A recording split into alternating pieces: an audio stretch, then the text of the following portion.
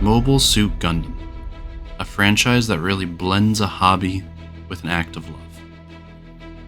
The Gundam franchise has some of the most passionate and loyal fans to date.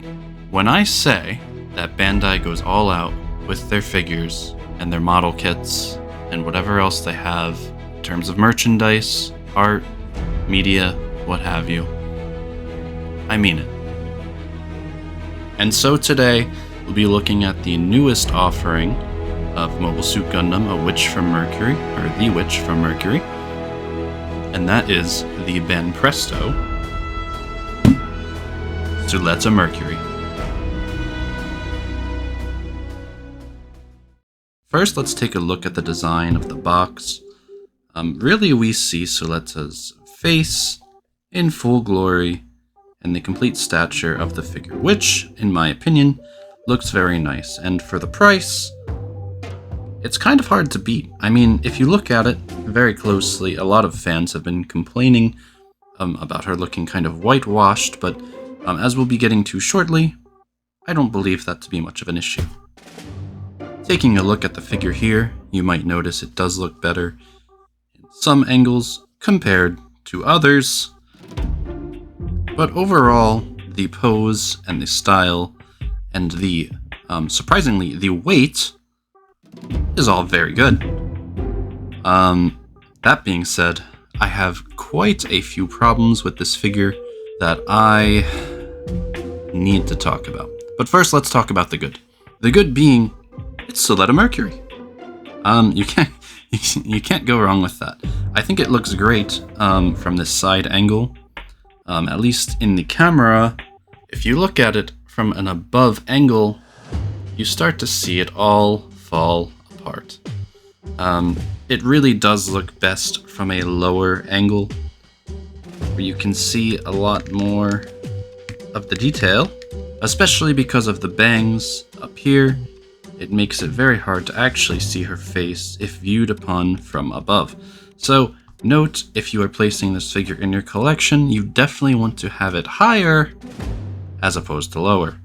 Alright, well, there's not a lot of good to say about this one, unfortunately. I do believe that the fans are over-exaggerating with the skin tone issue. I do believe she looks just fine. Now, in the lighting, because I do have quite a bright light looking at it, you might not be able to see the full detail and color that you would in person, but trust me when I do say she is tanner in person than she is in the marketing material. So let's talk about what I don't like about that figure, and oh boy, here we go. First things first, as all prize figures do, they have little support beams, and I noticed this one never wants to stay in place. It always ends up leaning and bending to the right, because honestly, I'm not sure if I'm just putting it in the wrong spot, but I feel like it also shouldn't cover up the knee, so I feel like this is just the appropriate place to put it. But it does look slightly stressed, or just, in general, not in a good spot. Unfortunately, because of the weight of the figure, I am afraid to display it without the support beam, but I don't know, take it or leave it. It is a pretty weighty prize figure. It's definitely not as light as some of the other Bandai Namco figures or Banpresto figures that I've gotten in the past. And I think, in general, this one, it feels... I don't want to say it feels more quality, because honestly, it doesn't feel more quality to me. But it does feel slightly more weighty.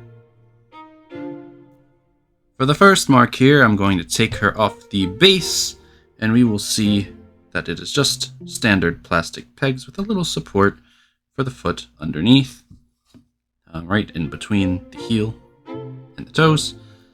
And I want you to take a very close look at the top of her headband here.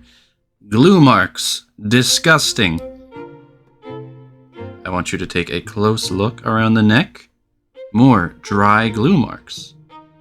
I want you to take a close look upon her back. Glue marks! Everywhere!